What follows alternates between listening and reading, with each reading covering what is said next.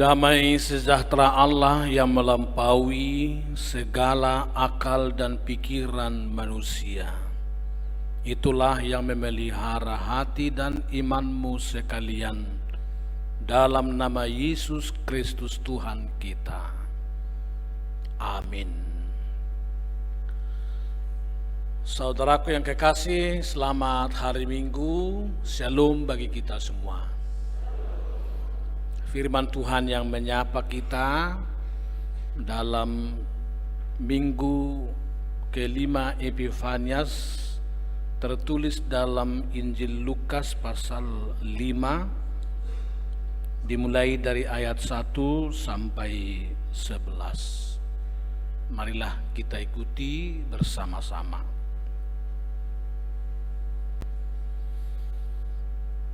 Pada suatu kali Yesus berdiri di pantai Danau Genesaret, sedang orang banyak mengerumuni Dia, hendak mendengarkan firman Allah. Ia melihat dua perahu di tepi pantai. Nelayan-nelayannya telah turun dan sedang membasuh jalannya. Ia naik ke dalam salah satu perahu itu, yaitu perahu Simon, dan menyuruh dia supaya menolakkan perahunya sedikit jauh dari pantai. Lalu ia duduk dan mengajar orang banyak dari atas perahu. Setelah selesai berbicara, ia berkata kepada Simon, "Bertolaklah ke tempat yang dalam dan taburkanlah jalamu untuk menangkap ikan." Simon menjawab, "Guru, telah sepanjang malam kami bekerja keras dan kami tidak menangkap apa-apa. Tetapi karena Engkau menyuruhnya, aku akan menebarkan jala juga." Dan setelah mereka melakukannya, mereka menangkap sejumlah besar ikan, sehingga jala mereka mulai koyak. Lalu mereka memberi isyarat kepada teman-temannya di perahu yang lain, supaya mereka datang membantunya. Dan mereka itu datang, lalu mereka bersama-sama mengisi kedua perahu itu dengan ikan hingga hampir tenggelam. Ketika Simon Petrus melihat hal itu, ia pun tersungkur di depan Yesus dan berkata, "Tuhan, pergilah daripadaku, karena aku ini seorang berdosa." Sebab ia dan semua orang yang bersama-sama dengan dia takjub oleh karena banyaknya ikan yang mereka tangkap. Demikian juga Yakobus dan Yohanes, anak-anak Zebedeus yang menjadi teman Simon. Kata Yesus kepada Simon, "Jangan takut. Mulai dari sekarang engkau akan menjala manusia." Dan sesudah mereka menghela perahu-perahunya ke darat, mereka pun meninggalkan segala sesuatu lalu mengikut Yesus. Demikianlah firman Tuhan yang menyapa kita. Yang berbahagia ialah mereka yang mendengar firman Allah serta memeliharanya. Saudaraku yang kekasih, firman Tuhan hari ini memanggil dan menyerukan agar kita semua menjadi penjala manusia. Sebuah transformasi dari penjala ikan menjadi penjala manusia. We have to move from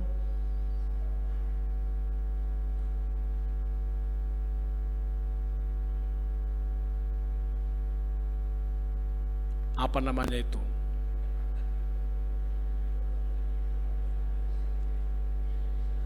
We have to move from the fisher of fish to be the fisher of men.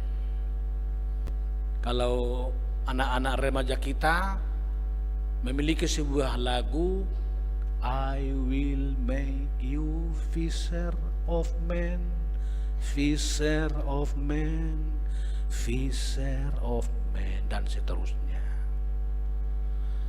Saudaraku yang kekasih, Yesus tadi menjumpai Simon di darat yang baru saja membersihkan dan menggulung jala mereka. Jadi bukan Simon yang datang menjumpai Yesus, tapi Yesuslah yang datang menjumpai Simon. Ini sekaligus menjadi pengajaran bagi kita, sebetulnya dalam segenap lika-liku kehidupan kita, sesungguhnya Tuhanlah yang berinisiatif datang kepada kita. Meskipun sebetulnya Tuhan juga mengundang agar kita senantiasa juga menghadap Tuhan dalam kehidupan ini.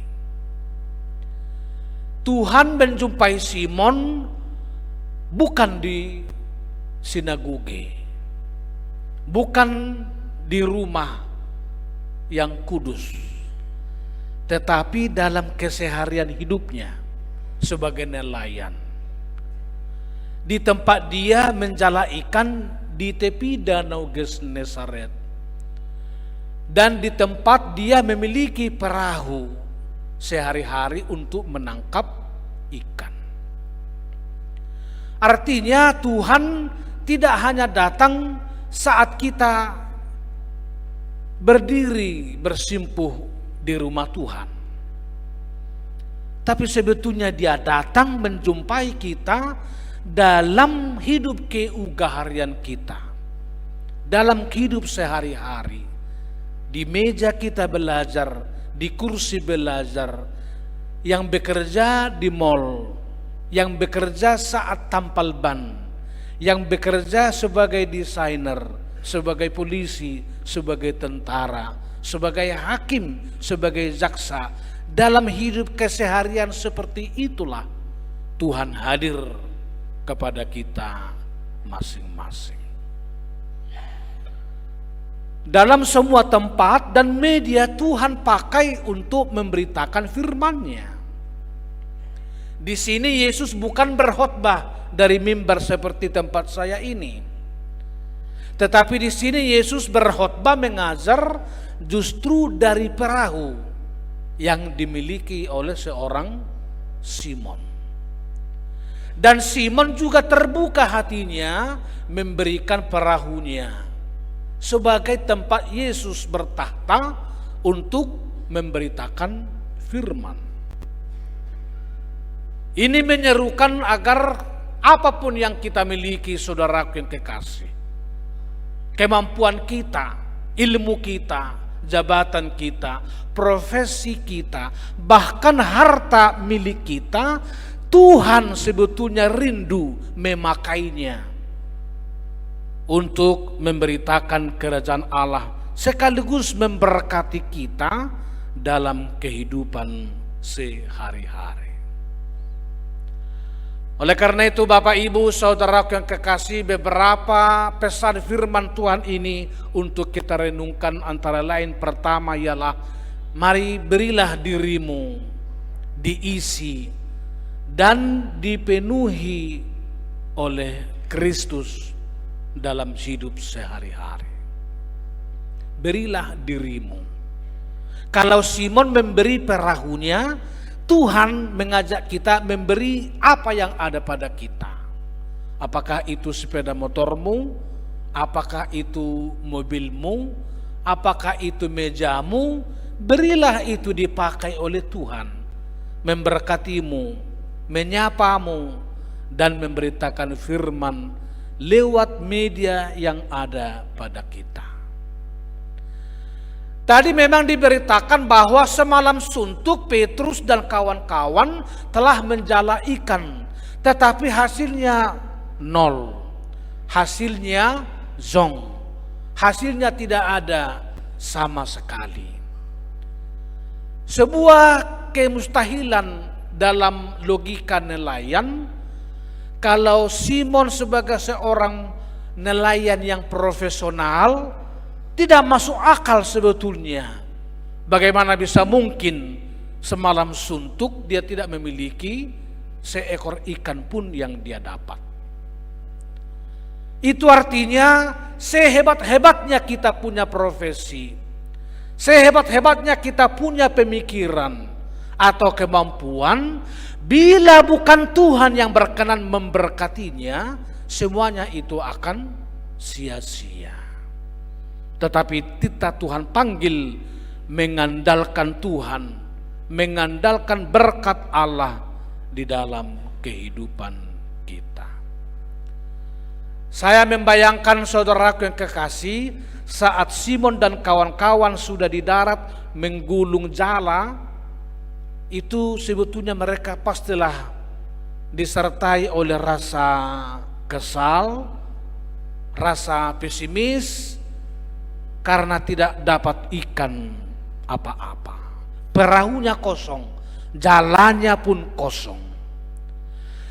Namun kita memaknai perahu yang kosong itu dalam arti masa kini, jala yang kosong itu pada hidup kita sehari-hari, sesungguhnya adalah gambaran dari hidup kita yang kosong, hati kita yang kosong, yang tidak memiliki apa-apa.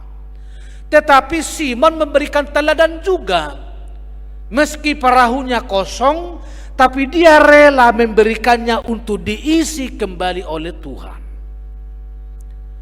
Maka saudaraku yang kekasih, manakala kita mengalami berbagai hal dalam hidup ini serasa kosong, hati kita kosong, pikiran kita kosong, untung kita juga kosong, bahkan pacar kita kosong, berilah dirimu diisi oleh Tuhan.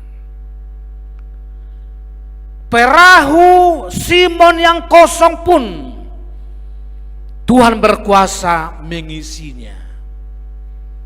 Maka kehidupan yang kita, bila mana ada kosong dalam kehidupan ini, Tuhan juga berkuasa mengisinya, mendesainnya supaya memiliki berkat yang berlimpah dalam kehidupan kita. Kedua, dengan rendah hati, marilah kita melakukan tugas suruhan Tuhan kepada kita masing-masing. Bahasa Batak, molo mersuru raja dairo so olowan. Baris-baris nigaja di rura pangaloan. Molo mersuru raja dairo so olowan. Itu baru raja manusia. Apalagi kalau raja kita adalah raja surga, yakni Tuhan Yesus, yang memberikan perintah suruhan kepada Simon. Simon, tebarkanlah jalamu kepada yang paling dalam. Saudara tahu, nelayan profesional tidak akan menjala di tengah lautan yang paling mendalam, karena ikan cenderung akan mengikuti arus semakin ke pinggir. Tidak ada ikan di arus yang paling dalam. Itu mustahil bagi Simon menaburkan jala lalu mendapat ikan. Bertentangan dengan profesi nelayan, bertentangan dengan logika manusia. Tetapi karena Tuhan Yesus yang menyuruh, dia mau melakukannya. Karena Yesus yang menyuruh, dia mau membelakangkan pikirannya, membelakangkan logikanya, tetapi mendahulukan kehendak Kristus di dalam kehidupannya. Maka ia terhadap perintah Tuhan sebetulnya adalah pintu masuk untuk transformasi bagi kita menerima berkat Allah. Karena Yesus yang menyuruh, meskipun bertentangan dengan pikirannya, dengan logikanya, dengan kemampuannya, tapi dia mau melakukan itu. Dia tidak membatalkan niatnya melakukan karena bertentangan dengan pemikirannya. Saudaraku yang kekasih, dalam hidup kita sehari-hari pasti kita pernah memiliki keraguan. Pasti kita pernah memiliki hati yang mendua. Pasti kita pernah mengalami hidup yang pesimis. Kita pasti pernah mengalami usaha yang tidak berhasil. Kita pasti pernah bagaikan perahu tadi tidak berisi. Kita pasti pernah mengalami bagaikan jala tadi tidak punya ikan dan tidak berisi. Tapi firman ini mengajarkan, bila kita mengalami hal-hal seperti itu, sebetulnya itulah saat yang paling tepat untuk mengandalkan dan melakukan firman Tuhan. Dari sekian banyak keraguanmu terhadap pacarmu sekalipun, atau keraguan terhadap pekerjaanmu, atau hati yang mendua untuk melakukan sesuatu, momen yang tepat di situ untuk kembali kepada firman Allah. Ketiga, mari membangun dan memanggil saudara kita yang lain untuk sama-sama menikmati anugerah Allah. Setelah Simon tadi melakukan suruhan Yesus, ternyata jala itu penuh dengan ikan. Bukan saja penuh, jalannya nyaris koyak. Maka Simon tidak egois, hanya mengumpulkan untuk diri sendiri. Tetapi dia panggil saudaranya yang lain. Mari membantu saya dan menikmati berkat Tuhan. Mengapa penulis Lukas menyebutkan robek jala itu? Maksudnya sebetulnya tidak ada kantongmu dalam hidup ini yang cukup menampung berkat Tuhan. Berkat itu tetap berlebih. Berkat Tuhan tetap melebihi apa yang kita harapkan. Berkat Tuhan tetap berlimpah di luar perhitungan kita manusia. Tapi ketika Simon memanggil teman-temannya Yohanes anak Zebedeus, itu maksudnya Tuhan tidak menghendaki kita egois menikmati berkat Tuhan dalam hidup ini. Panggil orang lain agar mereka juga turut bersukacita lewat berkat Tuhan yang kita terima dalam hidup ini. Kalau Simon juga memanggil Yohanes dan kawannya untuk membantu dia mengumpulkan ikan yang dengan jala sampai nyaris robek, itu berarti Tuhan juga menghendaki kita berkolaborasi, bekerja sama dengan orang lain dalam rangka melakukan tugas suruhan Tuhan di dalam kehidupan kita. Dari orang-orang yang diberkati Tuhan sebetulnya tidak pernah hanya mementingkan diri sendiri, tapi juga memperhatikan orang lain dalam kehidupannya. Keempat sekaligus yang terakhir, tetaplah dengan rendah hati sambil kita mengaku dosa di hadapan Tuhan. Coba saudaraku yang kekasih, kita simak kembali ayat 8. Ketika Simon Petrus melihat hal itu, ia pun tersungkur di depan Yesus dan berkata, "Tuhan, pergilah daripadaku, karena aku ini seorang berdosa."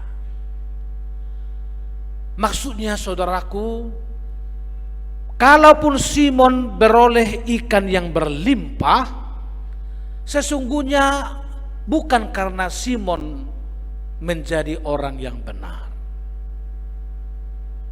Ikan banyak berkat yang Tuhan berikan tidak tergantung kepada Simon kudus atau tidak, tetapi oleh karena Tuhan menjumpai dia dan memberkatinya. Tuhan katanya, pergilah daripadaku karena aku ini seorang berdosa. Sudah punya berkat yang berlimpah, sudah punya ikan yang banyak, bahkan dengan nyala yang robek. Tapi Simon mengaku, aku ini orang berdosa. Saudaraku, kalau engkau diberkati Tuhan banyak berkat, diberkati dengan pekerjaan, diberkati dengan gaji, dengan jabatan atau pangkat, meneladani Simon ini, tetap aku sebagai orang berdosa.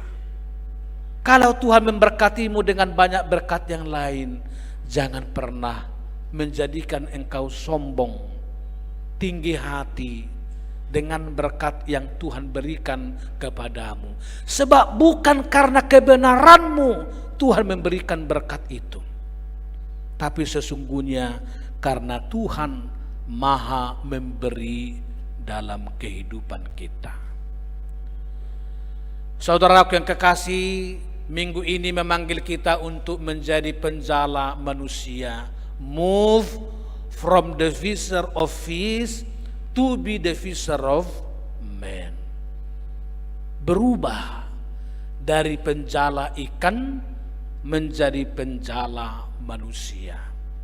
Seperti Simon yang memberikan perahunya, pekerjaannya sehari-hari, profesinya sebagai nelayan, Tuhan memakainya untuk menjadi perpanjangan tangan Tuhan memberkati dia.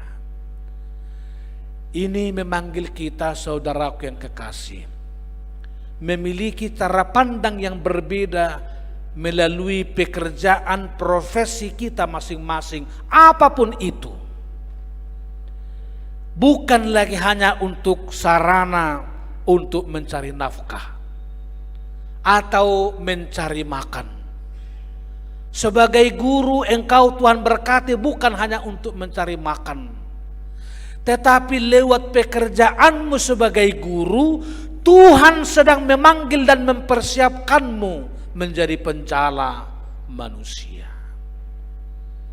Apapun pekerjaanmu yang lain, apakah polisi, apakah pengacara, apakah jaksa, apakah hakim atau tentara, atau usahawan, atau desainer, dan lain-lain, belajar dari firman Tuhan ini. Sesungguhnya pekerjaan itu tidak pernah Tuhan berikan bagi kita hanya untuk cari makan, cari nafkah untuk makan, tetapi memberikan itu oleh Tuhan agar melaluinya kita menjadi penjala manusia dalam kehidupan ini.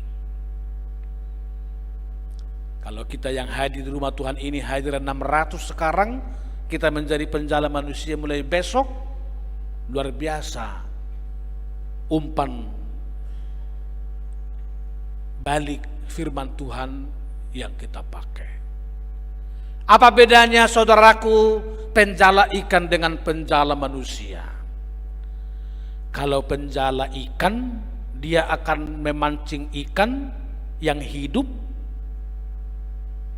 lalu dipanggang, mati, dan dimakan. Jadi mengubah yang hidup menjadi mati. Tetapi penjala manusia beda. Kita menjala yang sudah mati, terutama dalam Tuhan, oleh karena dosa-dosanya, lalu dengan tuntunan kita yang mati itu hidup kembali. Maka berbahagialah kita, diberkati Tuhan dengan menjadi penjala manusia. Tidak hanya Petrus yang akan beroleh ikan berkat yang berlimpah, kita pun sekarang Tuhan berikan berkat yang berlimpah lewat pekerjaan, usaha sehari-hari dimanapun kita bekerja. Demikianlah guru sekolah minggu yang akan dilantik 9 orang. Walaupun ini kebanyakan dari STT penjala manusia itu sepertinya asing, tapi di rumah Tuhan kalian tidak asing menjadi penjala manusia. Tuhan juga berkati badan audit gereja kita agar menjadi badan audit yang turut juga menjala manusia lewat kebersihan keuangan program di tengah-tengah gereja kita. Semoga Tuhan memberkati Bapak Ibu, manakala mungkin saya khotbah terakhir sekarang pukul 19 ini, karena minggu-minggu depan kami akan berangkat ke Medan. Mohon pamit, mohon doa, marilah kita sama-sama menjadi penjala-penjala ikan yang diberkati.